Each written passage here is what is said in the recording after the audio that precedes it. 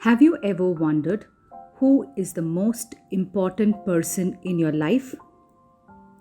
Well, it is this person who you see in the mirror who needs to be loved and appreciated the most.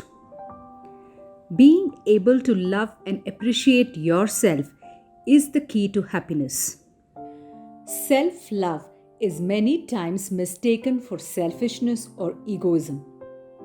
But when you gain more understanding about the word self love, you will realize that it's all about nurturing your own self and it has nothing to do with hurting anyone. Each of us can learn this art of liking ourselves and nourishing our happiness. Just like you need food to eat and air to breathe, if you're human, you will want to be appreciated and loved. The problem, however, is that most people expect this appreciation, love, and recognition to come from the outside environment through the words, action of their family, friends, and others whom they look up to. They do not know any other way. Awareness of self love gives you the other way. That insight as to how you can cherish yourself without the support of the surroundings.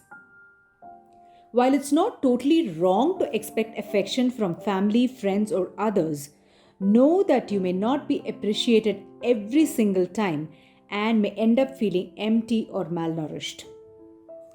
So, look at this awesome working mother. She spends so much time taking care of her family, children, and her loved ones. She juggles a job at office and does so many things that require her attention at home. Her full day is spent tending to others without doing anything for herself. The result of her sacrifice is that she will end up feeling frustrated, drained, and empty. Her family may compliment her for what she does, but that will not make her complete inside as she's still missing something very vital. She can improve the quality of her life if she knows self love. Knowing that she requires to do things specifically for herself to be cheerful is the key. Spending more time in self care, developing a hobby or a skill that she likes, or nurturing herself doing things that she loves to do will move her to a more lively space. It will also place her in a position to take even better care of her family and excel at her workplace as she's more vibrant now. When you know how to attend to yourself and cherish yourself, you have so much more to give to the world and those around you. Like any other insight, self love is just intelligence to tend to yourself and your body.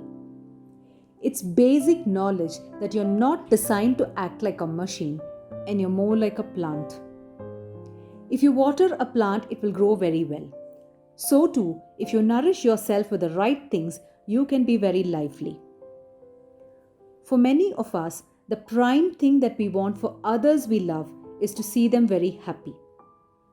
The same thing applies to us too, and we must know that we deserve the same happiness and learn the art of tending to ourselves to stay high spirited. So, here are a few things that you can do to nurture yourself. Number one, become very mindful.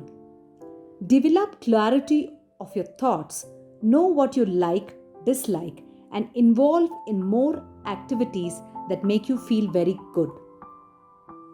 Number two, take good care of self. Fuel your body with nutritious food that you like and movement through physical activities that you enjoy, enough sleep, and set perfect boundaries with the people in your environment. Number three, develop healthy habits. Indulge only in things that are very productive for you and move away from things that will affect your well-being in the long run. Finally, to practice self-love, you must have compassion and not compare yourself to others. Treat yourself just the way you will treat someone else whom you truly care about. So here is a beautiful quote from Charlie Chaplin. As I began to love myself, I freed myself of anything that is no good for my health.